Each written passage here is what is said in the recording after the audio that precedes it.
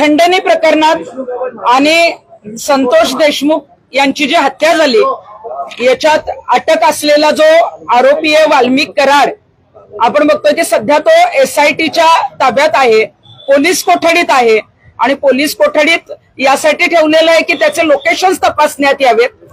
खरं तर जेव्हा ही हत्या झाली तेव्हा महाराष्ट्रभर लोक रस्त्यावर उतरले होते, आक्रोश होता, पोलीस त्याला शोधत होते आणि आम्हाला खात्रीला एक माहिती अशी कळालेली आहे की नाशिक जिल्ह्यातील दिंडोरी येथे जो आश्रम आहे तिथे 15 डिसेंबर आणि 16 डिसेंबरला वाल्मिक कराड आणि विष्णू चाटे हे मुक्कामाला होते आणि 17 तारखेला ते जे आहेत ते त्या आश्रमातून निघालेले आहेत। खरं तर नाशिक जिल्हा हा बीड नगर याच्या जवळ आहे, महाराष्ट्रात आहे। एवढा गोंधळ सुरू होता तरी सुद्धा पोलिसांना हे आरोपी कसे सापडले नाहीत? आणि आपण बघतोय की तिथं आध्यात्मिक स्थान आहे, दिंडोरीला जो आहे तो आश्रम आहे, आश्रमाचा जो परिसर आहे त्याच्यामध्ये त्यांना का ठेवलं गेलं? त्यांना आश्रमामध्ये जर वास्तव्य दिलं गेलं असेल तर तिथले जे कोणी प्रमुख असतील त्यांच्यावरही गुन्हा दाखल झाला पाहिजे। SITच्या अधिकाऱ्यांनी आणि CIDच्या अधिकाऱ्यांनी हा तपास करणं गरजेचं आहे।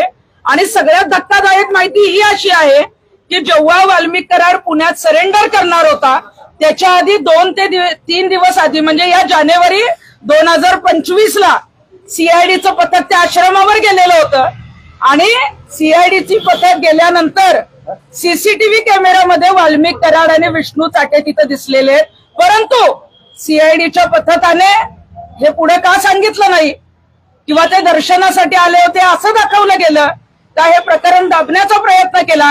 याचा तपास जो आहे तो गृहमंत्र्यांनी केला पाहिजे। मी गृहमंत्र्यांना विनंती यासाठी करेन कारण ज्या महिलांनी माझ्याकडे ही तक्रार दिलेली आहे त्या महिलांनी सांगितलेलं आहे की गृहमंत्री देवेंद्रजी फडणवीस यांचे सुद्धा तिथे जे कोणी प्रमुख आहेत त्या आश्रमाचे मोरे त्यांचे चांगले संबंध असल्यामुळे हे प्रकरण उघडकीस येणार नाही। आणि या संदर्भामध्ये वाल्मिक कराड जो आहे, वाल्मिक कराडने मागच्या वर्षी देखील या आश्रमात जे काही चुकीचे प्रकार घडत होते या संदर्भात जानेवारी 2024ला त्यावेळेला शिंदे साहेब मुख्यमंत्री होते आणि तेव्हा सह्याद्री अतिथीगृहात जी आहे त्या संदर्भात बैठक लावलेली होती, मध्यस्थी केलेली होती। शिंदे साहेबांनी त्याच्यामध्ये जास्त लक्ष दिलं नाही, परंतु त्यावेळेला सुद्धा वाल्मिक कराडने मध्यस्थी केली होती आणि मला वाटतं की तेच उपकार फेडण्यासाठी त्याला आश्रय दिला असेल। परंतु जिथं आश्रय दिला जातो त्यांच्यावरही गुन्हा दाखल होणं गरजेचं आहे, परंतु आमच्याकडे माहिती येऊपर्यंत पोलिसांना हे का कळलं नाही? CIDचं पथक गेल्यानंतर जर त्यांना कॅमेरे दिसलेले आहेत, CCTV कॅमेरेमध्ये फुटेज दिसतं तर बाहेर का सांगितलं जात नाही? ते तपासात का घेतलं जात नाही?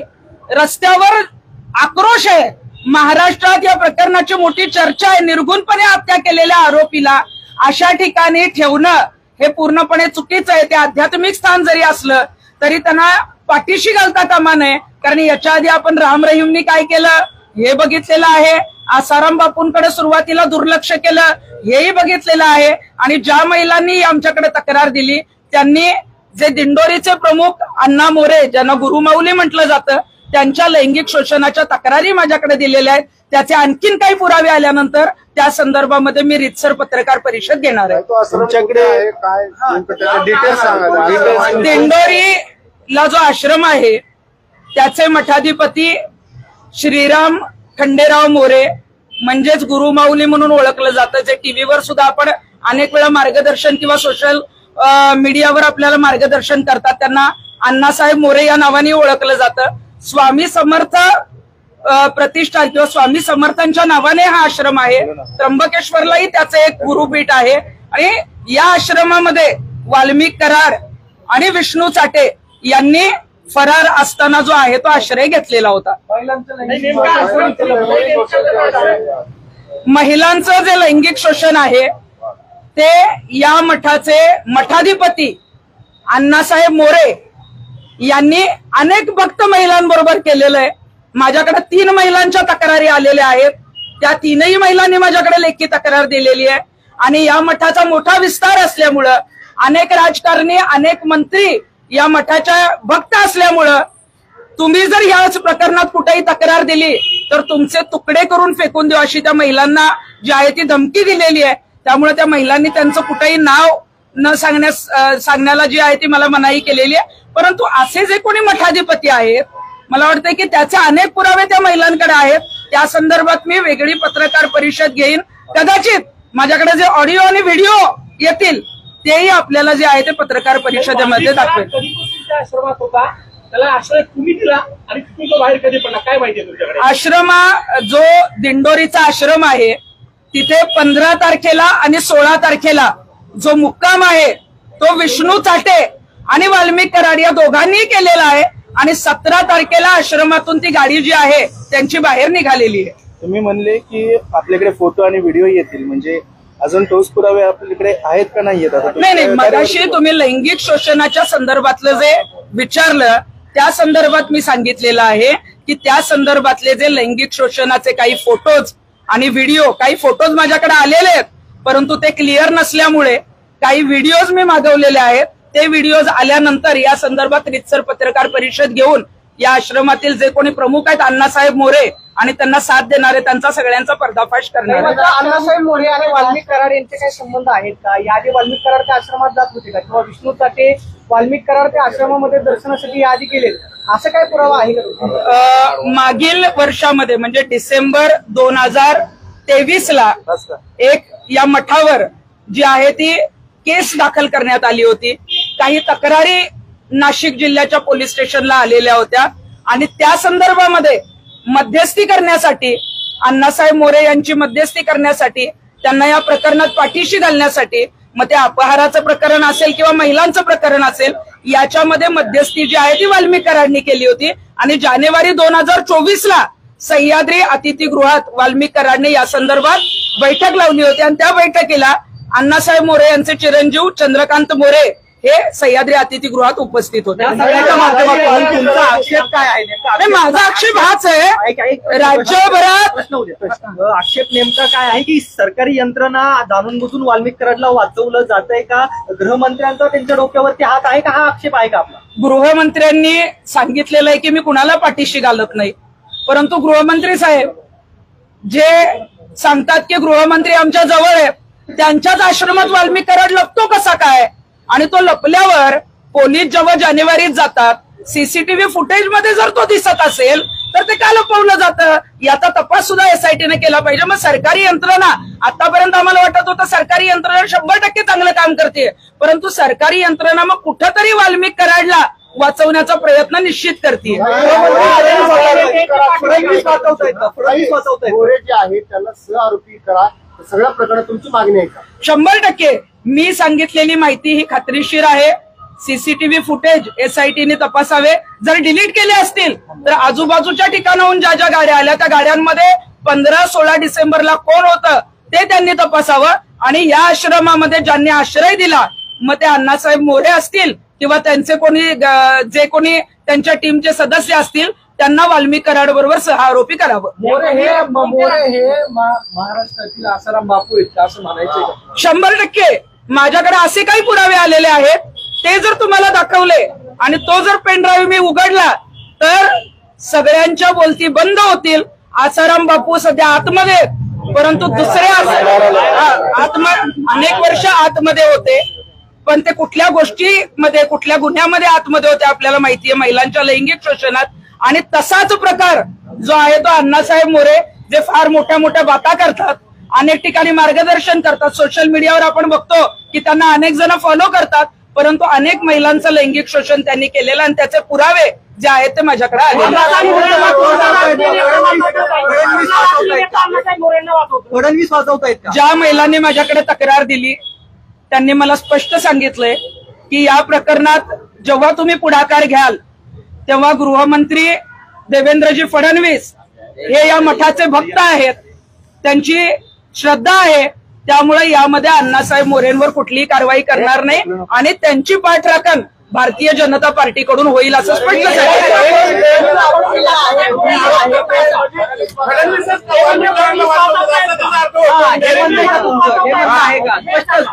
देवेंद्रजी फडणवीसांना मला स्पष्टपणे सांगायचंय की याच्या आधी तुम्ही गृहमंत्री म्हणून चांगलं काम केलंय, परंतु आतापर्यंत तुम्ही मुख्यमंत्री असून सुद्धा वाल्मिक कराडचा राजीनामा घेतला नाही याचा अर्थ देवेंद्रजी फडणवीसच वाल्मिक कराडला वाचवत. नाही, तुम्ही बघितलं असं संतोष देशमुख हत्याकांड प्रकरणात आहे, मागणी केल्यानंतर वाल्मिक कराडला अटक करण्यात आली. या तपासावर तुम्ही आतापर्यंत काय 2 मिनिटं, माझं एक चुकीचं वाक्य गेलं, आता मी परत करेक्ट करेन. धनंजय मुंडे हे मंत्रिमंडळात आहे. मुख्यमंत्र्यांना सर्वस्वी निर्णय घेण्याचे अधिकार असतात. ते जरी राष्ट्रवादी पक्षाचे मंत्री असले तरी महायुतीत आहेत आणि एवढे आरोप होऊन सुद्धा त्यांच्या जवळचा व्यक्ती आतमध्ये असून सुद्धा रस्त्यावर लोक उतरलेली आहेत. महाराष्ट्रामध्ये वातावरण आपण बघितलं की बिहार सारखं झालंय, तरी सुद्धा मुख्यमंत्र्यांनी धनंजय मुंडेंचा राजीनामा घेतला नाही.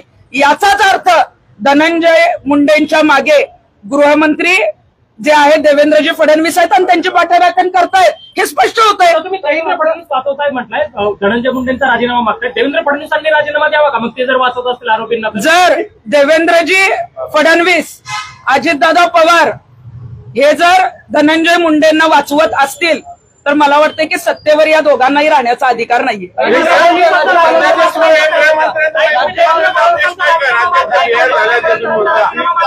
कोणाचा? देवेंद्र फडणवीसांचा.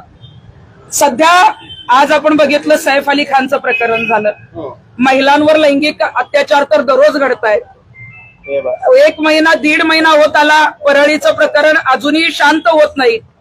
जसे विरोधक आहेत तसेच आक्रमक रस्त्यावर उतरतायत आणि एवढं मग आक्रमकपणे रस्त्यावर उतरतायत. 144 कलम सगळीकडे लावावं लागतंय. मग गृहमंत्री काय कामाचे आहेत? गृहमंत्र्यांनी राजीनामा दिला पाहिजे. तुम्ही मुख्यमंत्री पद सांभाळा. वाल्मिक कराडचे एक जे कारनामे आता उघडकीस येत आहेत, त्यानं पुण्यासारख्या शहरात किंवा अनेक शहरात मोठ्या प्रमाणात बेनामी मालमत्ता देखील उभी केली आहे. एकंदरीत या संपूर्ण प्रकरणात जो काही तपास सुरू आहे त्याच्यावर तुम्ही समाधानी आहात का? काय वाटतं, इतका वेळ का लागला याला? मला वाटतं की तातडीनं तपास होणं गरजेचं होतं.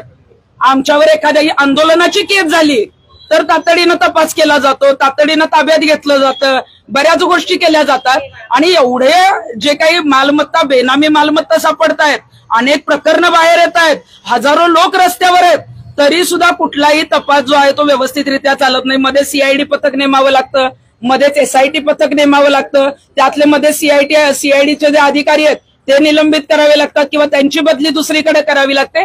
नेमकं राज्यात काय चाललंय? काय गृह खात्यावर विश्वास ठेवायचा का नाही? आम्ही सगळ्यांनी जे आहे ते सुरक्षितपणे राहायचंय का नाहीये? तुम्ही तक्रार करणार आहात का राज्यपाल किंवा राष्ट्रपतीकडे? कायदा सुव्यवस्था राज्यातली बिघडलेली आहे, मुख्यमंत्री सक्षम नाही असं. कायदा सुव्यवस्था राज्यामध्ये पूर्णपणे बिघडलेली आहे. प्रत्येक मिनिटाला एक गुन्हा घडतोय. मोठमोठे जे आहेत ते गुन्हे अशा पद्धतीचे घडतायत की महाराष्ट्राला बिहार व्हायला वेळ लागणार नाही. आणि तसं सध्या चित्र पण आहे. त्यामुळे मला वाटतं की महायुतीचं सरकार जरी बहुमताने आलेलं असेल तरी सुद्धा तुम्हाला जर ते सांभाळता येत नसेल, तुम्हाला जर राज्याला न्याय देता येत नसेल तर निश्चितच मग मुख्यमंत्र्यांनी राजीनामा दिला पाहिजे. आणि मग लवकरच या संदर्भामध्ये त्यांनी जर तातडीची पावलं उचलली नाही तर मात्र मग राज्यपालांची भेट घेऊन आम्हाला त्यांच्या राजीनाम्याची मागणी करावी लागेल. ज्या आश्रमावर आरोप करताय त्या आश्रमाची चौकशी व्हावी अशी तुमची मागणी आहे का? ज्या आश्रमाच्या संदर्भात मी इथं वक्तव्य केलेलं आहे, जो दिंडोरीचा श्रीराम मोरे म्हणजे अण्णासाहेब मोरेंचा आश्रम आहे, त्याची संपूर्ण चौकशी झाली पाहिजे. त्यांच्या अगदी तिथं जी काही बिल्डिंग आहे त्या बिल्डिंग मध्ये कुठं काय चालतं, तिथल्या तळमजल्यावर काय चालतं, कुठल्या राजकारण्यांचे काळे पैसे त्या आश्रमामध्ये खाली खोदून ठेवलेले आहेत, हे सगळे जे आहे ते मुख्यमंत्र्यांनी बाहेर काढणं गरजेचं आहे. देवेंद्र फडणवीस आहेत का? मला वाटतं की धनंजय मुंडे ज्या पक्षात आहेत त्यांचे प्रमुख तर निश्चितच अजितदादा पवार आहेत. परंतु जेव्हा करुणा मुंडे माझ्याकडे एकदा तक्रार घेऊन आलेल्या होत्या तेव्हा त्या मला सांगत होत्या की मी जेव्हा इंदोरला जायचे माझ्या घरी तेव्हा मला विमानातून सोडायला धनंजय मुंडेंचे मित्र म्हणून देवेंद्रजी मला अनेक वेळा आलेले आहेत. मग आपण समजू शकतो की धनंजय मुंडेंचे मित्र जर देवेंद्रजी फडणवीस असतील तर तपास सरळ मार्गी कसा होईल? तुम्ही सगळ्यात महत्त्वाचा मुद्दा उपस्थित केला. करुणा मुंडे जे बोलले आहेत, करुणा मुंडे माझ्याकडे ऑफिसला आल्या होत्या तक्रार घेऊन. अनेक मंत्र्यांकडे त्या गेल्या. जे आता विरोध करतायत धनंजय मुंडेंना त्या आधी त्यांच्याच पक्षात होते. परंतु त्यावेळेला मी सांगितलं होतं की तुम्ही देवेंद्रजी फडणवीसांनाही भेटा. त्यावेळेला त्यांनी मला सांगितलं की देवेंद्रजी फडणवीस हे धनंजय मुंडेंचे एकदम जिवलग मित्र आहेत. कधी जर मला इंदोरला माहेरला जायला लागायचं तर मला विमानामधून सोडायला देवेंद्रजी फडणवीस जे आहेत ते धनंजय मुंडेंऐवजी यायचे. नाही, याचा अर्थ हेच आहे की मैत्री आहे, दाखवायचं वेगळं आणि करायचं वेगळं.